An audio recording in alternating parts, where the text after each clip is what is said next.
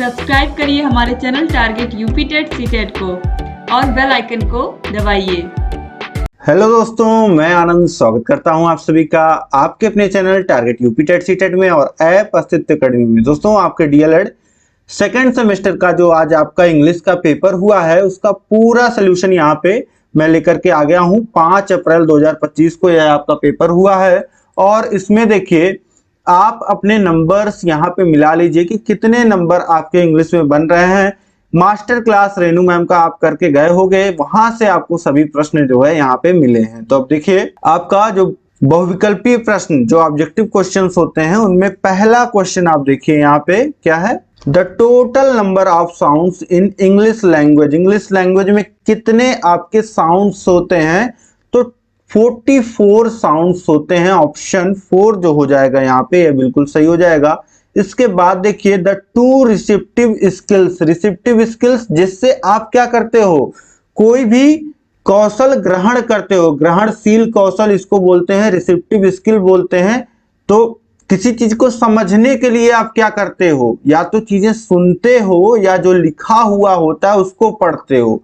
तो listening and reading receptive skills हो जाती हैं आपकी। इसके बाद देखिए who invented the bilingual method. Bilingual method किसके द्वारा इन्वेंट किया गया था? तो ये सीजे डॉटसन के द्वारा इन्वेंट किया गया था। Question number 4, which one of the following is not an example of imperative sentence. Imperative sentence में आपका क्या होता है?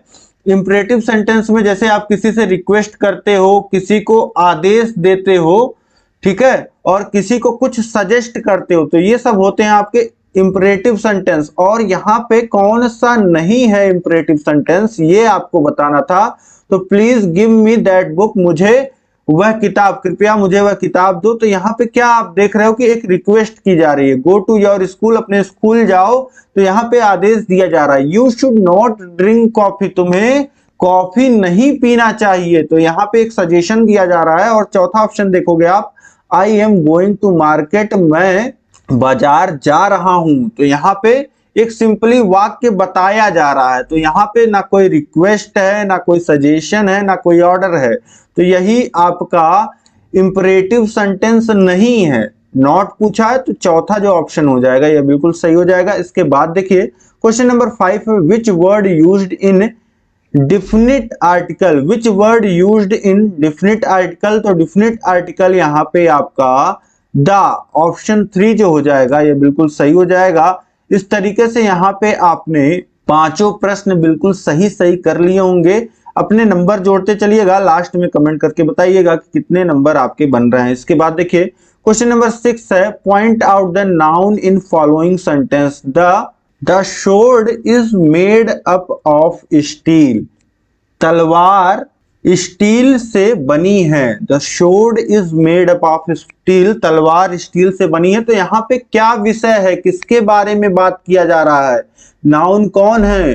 स्वॉर्ड, तलवार। तो यहाँ पे आपका जो उत्तर हो जाएगा वह हो जाएगा नाउन, यहाँ पे आपको निकालना था। तो स्वॉर्ड ये आपका तलवार जो है ये बिल्कुल सही हो जाएगा। इसके बाद देखिए क्वेश्चन नंबर 7 है, fill in the blanks with correct pronoun. यहाँ पे करेक्ट प्रोनाउन आपको भरना था। तो बुक इज माई नहीं, यहाँ पे क्या आएगा? माइन आएगा। ठीक, तो बिल्कुल सही, आप सेंटेंस पढ़ के ही समझ जा रहे हैं कि बुक इज माइन होगा यहाँ पे। ठीक है, इसके बाद देखिए क्वेश्चन नंबर 8 है, fill in the blanks with the suitable article. I have a या एन 1 रुपी नोट। तो यहाँ पे क्या आएगा? यहाँ पे 1 के आगे एक रूल आपने पढ़ा होगा कि अगर आपका AEIOU आता है, मतलब वोवेल आता है, तो हम वहां पे एन का प्रयोग करते हैं। लेकिन वहां पे आपका प्रोनाउंसिएशन भी मैटर करता है।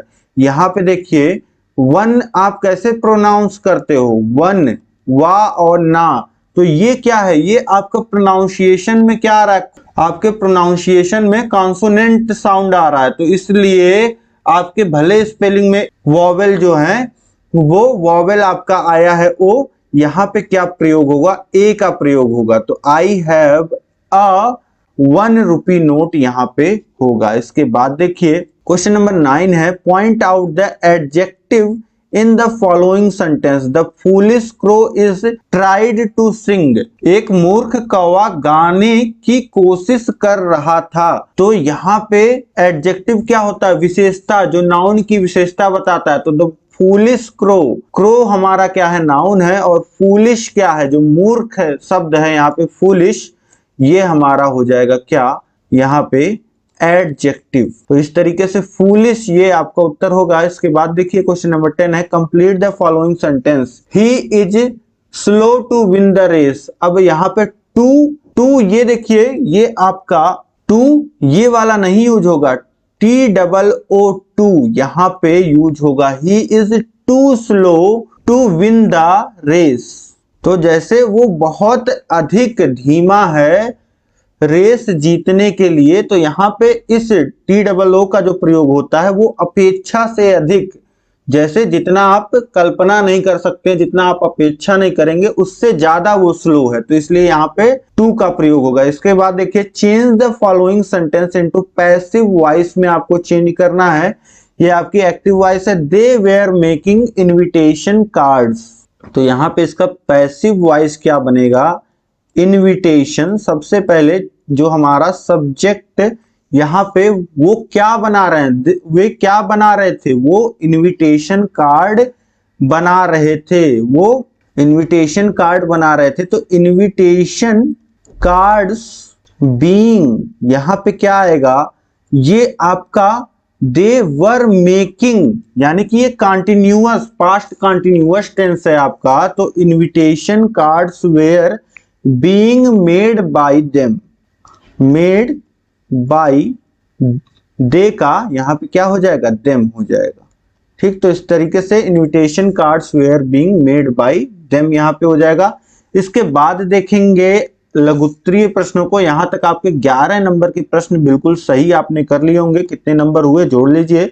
इसके बाद देखिए प्रश्न क्या 12, write down the advantages of doctor West new method. तो यहाँ पे डॉक्टर वेस्ट मेथड का आपको एडवांटेजेस यहाँ पे बताना था। तो बहुत अच्छे से हमारे नोट्स में रेणु मैम ने आपको बताया था कि क्या एडवांटेजेस होते हैं डॉक्टर वेस्ट मेथड के और क्या डिसएडवांटेजेस होते हैं, देख लीजिए आप। तो यहाँ पे आप देख लीजिए advantages merits of direct West method क्या होता है। तो यहाँ पे आप देख लीजिए merits of doctor West method, advantages क्या होते हैं डॉक्टर वेस्ट मेथड के। पहला आप देख लीजिए इट प्रमोट्स रीडिंग, दूसरा डेवलप रीडिंग हैबिट, तीसरा student not overloaded with grammar rules, चौथा develop taste in literature, enhance vocabulary, no teacher required. तो इस तरीके से ये एडवांटेजेस जो है आप लिख सकते थे। इसके बाद देखिए क्वेश्चन नंबर 13 है what is importance of lesson planning in an English class. तो पाठ योजना का, लेसन प्लानिंग का इंग्लिश क्लास में क्या इंपॉर्टेंट है। तो ये बहुत ही बेसिक क्वेश्चन है आपका। इसको आप बिल्कुल जनरल लैंग्वेज में जो है आंसर यहाँ पे कर सकते थे। तो इसमें आप हेडिंग डाल डाल के लिख सकते थे कि clear road map and structure. Lesson planning से क्या हो जाता है कि इससे क्लियर जो है चीजें हो जाती हैं, इससे एम्स क्लियर हो जाते हैं और क्या क्या चीजें पढ़ानी है टीचर को क्लास में वो क्लियर हो जाती हैं। कितना टाइम लेसन में किन चीजों पे कहाँ पे देना है ये सारी चीजें क्लियर हो जाती हैं। यानी कि time management and organization, a well structured lesson plan helps teachers manage their time effectively। Confidence जो होता है टीचर का वो बूस्ट होता है, टीचर को किसी की हेल्प लेने की अदर की जरूरत नहीं पड़ती है और टीचर जो होता है जहां पे उसकी कमियां रहती हैं उसको इम्प्रूव कर पाता है और अच्छे से जो है टीचर फीडबैक जो है वो बच्चों से प्राप्त कर पाता है। तो ये सारी चीजें, बहुत सारी चीजें इसमें आप लिख सकते थे। इसके बाद देखिए क्वेश्चन नंबर 14 है write the name of 2 language games to develop the vocabulary of children. बच्चों का वोकैब, उनका शब्दकोश जो है बढ़ाने के लिए 2 लैंग्वेज गेम्स यहाँ पे आपको बताना है। तो वोकैब को इम्प्रूव करने के लिए आप जो लैंग्वेज गेम्स करा सकते हो उसमें आपका हो सकता है पजल्स, इसमें आप पजल्स करा सकते हो, पिक्शनरी करा सकते हो आप, जिसमें क्या करता है बच्चा ड्राइंग करता है, मतलब वर्ड का जो है एक ड्राइंग बनाता है और बच्चा जो है, बाकी बच्चा जो है गेस करता है। इसी तरीके से आप चैरेडेस कर सकते हो। इसमें क्या करते हैं, बच्चे एक्टिंग करते हैं किसी के तरह और वो फिर बाकी बच्चे जो हैं वो गेस करते हैं। तो इन सब से क्या होगा, बच्चों का जो है वोकैब इंप्रूव होगा। इसके बाद देखिए क्वेश्चन नंबर 15 है, give the advantages of bilingual approach. Bilingual approach के क्या एडवांटेजेस हैं, चलिए देखते हैं। मेरिट्स ऑफ बाइलिंगुअल मेथड, तो एडवांटेजेस जो आपके हो जाएंगे यही मेरिट्स। टाइम लेबर सेव्ड, इसमें क्या होता है, टाइम और लेबर की बचत होती है, ये एक्यूरेट होता है और लेस कॉस्टली होता है, इसमें कम आपका खर्च लगता है। इसके बाद देखिए audio visual aids are not compulsory. तीसरा है लिंग्विस्टिक हैबिट्स फॉर्म्ड हियर। चौथा है not need a trained teacher. पांचवा है स्ट्रेस ऑन स्पीच प्रैक्टिस। तो ये सारे जो हो जाते हैं मेरिट्स हो जाते हैं, एडवांटेजेस हो जाते हैं। इसके बाद देखिए क्वेश्चन नंबर 16 है, correct the following sentence. Sentence को यहाँ पे सही करके आपको लिखना है। तो Ganga is a Holi river, तो गंगा के साथ यहाँ पे आर्टिकल आपका द लग जाएगा, द गंगा यहाँ पे आएगा, क्योंकि गंगा एक यूनिक नदी है, पवित्र नदी है और ये दुनिया में एक ही है। तो ऐसे शब्दों के साथ हम क्या लगा देते हैं, द। तो द गंगा इज अ, बाकी चीजें वैसे यहाँ पे रह जाएंगी, होली रिवर। इसके बाद देखिए दूसरा है he is my cousin brother. अब कजिन भी बोल रहा है और ब्रदर भी बोल रहा है, तो कजिन जब बोल दिया तो ब्रदर बोलने की जरूरत ही नहीं है, क्योंकि कजिन का मतलब ही होता है कि चचेरा भाई। तो ही इज माई कजिन, बस इतना ही लिख देना है, ठीक। तो ये दोनों आपके वाक्य इस तरीके से सही हो जाएंगे। इसके बाद देखिए क्वेश्चन नंबर 17 है, डिफाइन नाउन विथ एग्जांपल्स। तो नाउन सबसे पहली परिभाषा जो आप पढ़ते हो आपके पार्ट ऑफ स्पीच में, वो नाउन ही पढ़ते हो और बहुत ही आसान ही से यहाँ पे आप डिफाइन कर सकते हैं। Noun is a word that identifies a person, place, thing, idea और एनिमल, ठीक।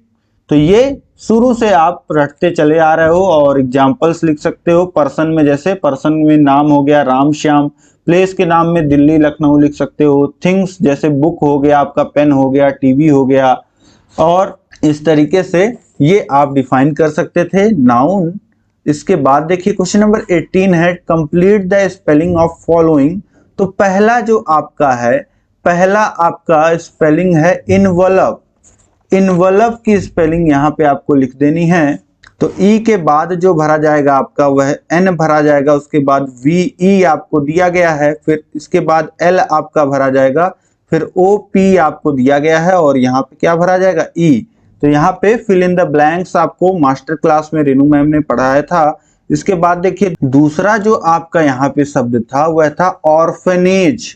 ऑर्फनेज का मतलब क्या होता है, आपका अनाथालय। और ये क्या होता है, ओ के बाद आपको आर भरना था, फिर पी एच आपको दिया गया है, फिर आपको भर देना था यहाँ पे ए एन और ए जी, ये आपको दिया गया है। लास्ट में आपको क्या भरना था, ई भरना था, ठीक। तो ये हो जाता आपका वर्ड ऑर्फनेज, जिसका मतलब होता है अनाथ आश्रम। जो अनाथ आश्रम होता है जिसमें जो है छोटे बच्चे जिसके माँ बाप नहीं होते हैं, बिछड़ गए होते हैं, वो सब रहते हैं, अनाथालय भी आप बोल सकते हैं। तो इस तरीके से ये आपने पूरे यहाँ पे 18 प्रश्न देख लिए। उम्मीद है कि बहुत अच्छे से आपने पूरा पेपर किया होगा। और कितने नंबर आपके आ रहे हैं कमेंट करके बता दीजिए। और चैनल पे नए हैं तो चैनल को सब्सक्राइब कर लीजिए। इस क्लास को अधिक से अधिक शेयर करिए, लाइक करिए। लाइक कम किया है आप लोगों ने तो सभी लोग लाइक कर दीजिए और अधिक से अधिक शेयर करना है आपसे, जिससे जो है ये क्लास सब तक पहुंच जाए और सब लोग इस क्लास का बेनिफिट ले पाएं। और आपके थर्ड सेमेस्टर का भी पूरा क्लास आपको मिलने जा रहा है, कोर्स लॉन्च होने जा रहा है, तो उसका वेट करिए, चैनल को सब्सक्राइब करके रखिए। और सेकेंड सेमेस्टर का इसी तरीके से सभी विषय सॉल्व करा दिया गया है मेरे द्वारा, मैथ, हिंदी और जितने भी 7 पेपर आपके हुए हैं सभी, जिसका प्लेलिस्ट बना दिया गया है, नीचे डिस्क्रिप्शन में लिंक मिल जाएगा। तो 7 पेपर जो आपने दिए हैं वो मिला सकते हैं, कितने नंबर आपके बन रहे हैं। तो इस तरीके से उम्मीद है कि आप देखिए थर्ड सेमेस्टर का सिलेबस वगैरह हमने पहले ही पढ़ाया हुआ है और फिर से पढ़ाने वाले हैं। जो पहले पढ़ाया गया है उसका लिंक आपको नीचे डिस्क्रिप्शन में मिल जाएगा, वो देख लीजिए और इसी तरीके से चैनल से बने रहिए। यहाँ पे आपको हमारा कॉन्टेक्ट नंबर दिख रहा है, जहाँ पे कोई भी डाउट होता है, कोई वीडियो की लिंक नहीं मिल रही है, कुछ भी आप जो है इस पे कॉल करके व्हाट्सएप करके पूछ सकते हैं। तो अब इसी तरीके से आप चैनल से बने रहिए। मिलते हैं नेक्स्ट क्लास में। जय हिंद, जय भारत।